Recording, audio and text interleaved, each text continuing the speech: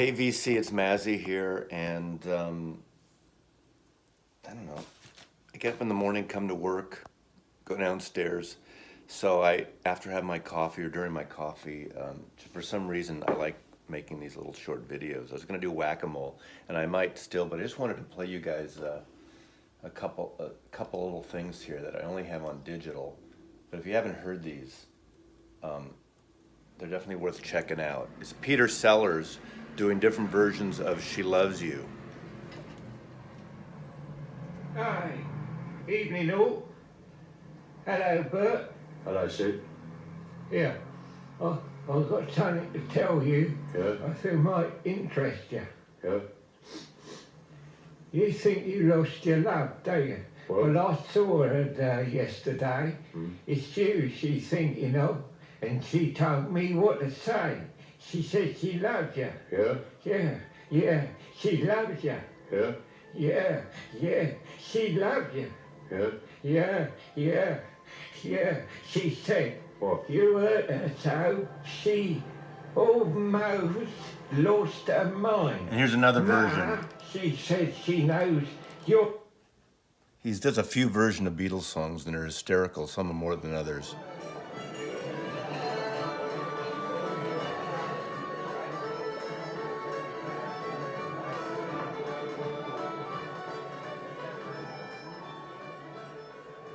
Seamus, what? You think you've lost your love? Well, I saw her yesterday. Oh, it's you she's thinking of, and she told me what to say. She says she loves you. Yes. Yeah. Yes. She loves you. Yes. Yeah. Yes. She. And then there's A Hard Day's Night. These are hysterical. This is a great box set. It's a CD4 box set of Peter Sellers, one of my favorite actors and comedians.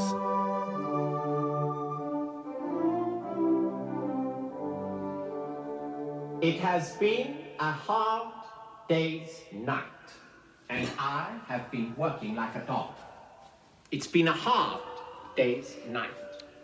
I should be sleeping like a log, but when I get home to you, I find the things that you do will make me feel all right. Well, there you go. Okay. I'm gonna do a whack-a-mole here anyway. Took a long intro, but you know, if you're still with me, you know, I didn't want to show any kind of record store preview because I have nothing to preview, and I have a local that I stand in line that's fairly close to me. It's like 5-6 minutes by car, and literally I can park right in front there. So we'll see how that turns out. And if I don't get things, I don't get things, and if I do, I do. That's how I look at it. You know, it's like the search for used records or something. You know, the Grail. You get it. But I find, I am talking about record store day, aren't I? I find that even if I don't get it, you know, people panic. You go on the forums and people are panicking, or people are, you know, dumping on record store day. But I find, you know, you can eventually get it, and if you are patient and wait it out a few months, not necessarily a lot overpriced. You know, there are a couple exceptions. But anyway, whack-a-mole, I pick 5 random albums, and I just talk about it. I'm gonna pick the ones behind the albums that are fronted, because I never go there because they're fronted. So that's where I'm gonna go today, 5. In fact, I'll pull all 5 and I'll come and show them. So I won't waste time back and forth.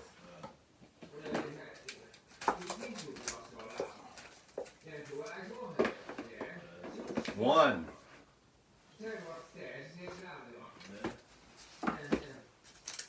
2. Getting too tight, as they say. Tight. 2. 3. Didn't look. 3. 4. Pull down Kate Bush there. And 5, I'm going to pull the Red House Painters. Great box set, by the way. Red House Painters. If you like Moody Durgee. I use Moody Durgee a lot, don't I? But anyway, I use that term a lot. Okay, here we go. Number 1, Herman's Hermits. Blaze. This is a great album, and there was a record store day.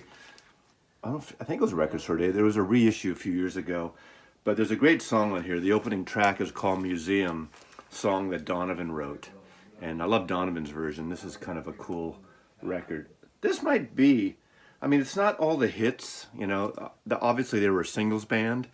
Mickey Most produced all those, and he actually produced this one as well, who also worked with Donovan, so he kind of funneled the songs back. But, you know, kind of a good, you know, pop psychedelic a little bit, more poppy, obviously. But Herman's Hermits, Blaze, worth seeking out. Original copies you can find. This one was a hole punch, so it was a cutout.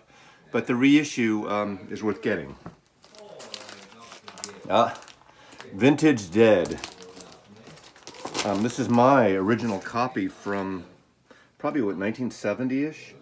Obviously, this is put out as the Dead were getting more popular, with a wonderful Kelly Mouse poster.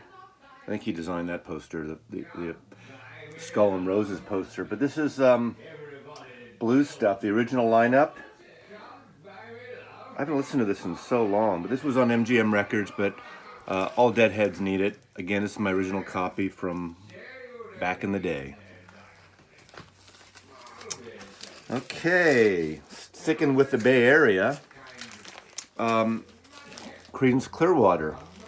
You know, they were from El Cerrito, California, which is in the East Bay, just north of Berkeley, California, off the Albany exit. I think Albany exit, or maybe the one after that, if you know I-80, out of San Francisco, off the Bay Bridge. The cover photo was taken in Oakland, California, actually.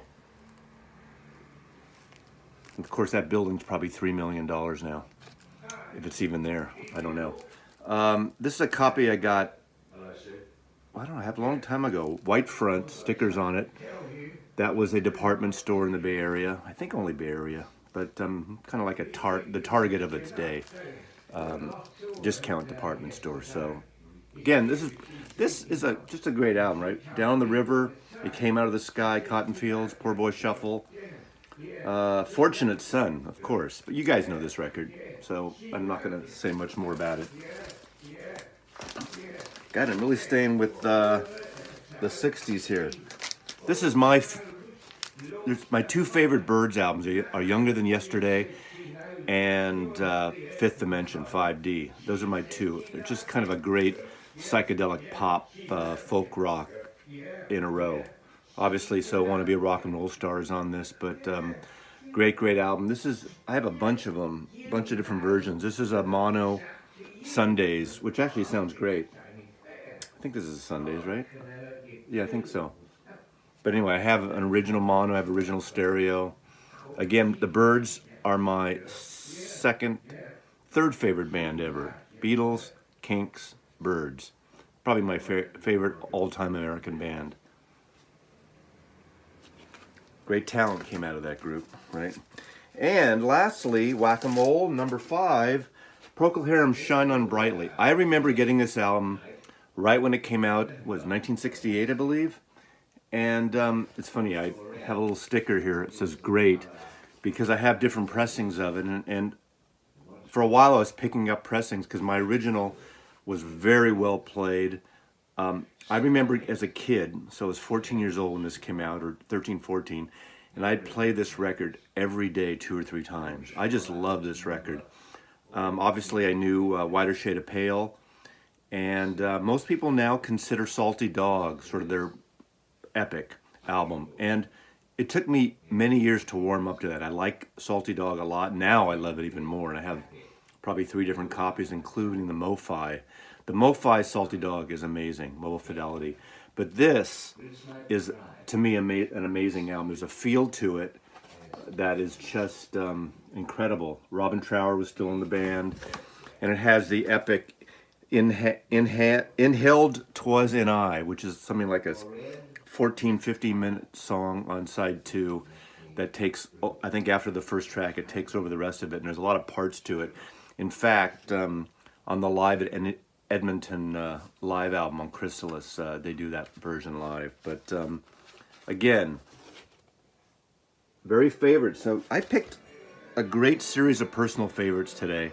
And just want to say thank you for watching. Subscribe, make comments about any of these and other records. If you want to make Record Store Day, I don't know what comments, I don't know what's really to say about it, but good luck everybody, and hope you find some fun stuff. And Peter Sellers, take care. Oh, Google Peter Sellers, his copy of the White Album. If you don't know that story, the copy that Ringo gave him an acetate of it or a tape of it. Interesting story. Bye.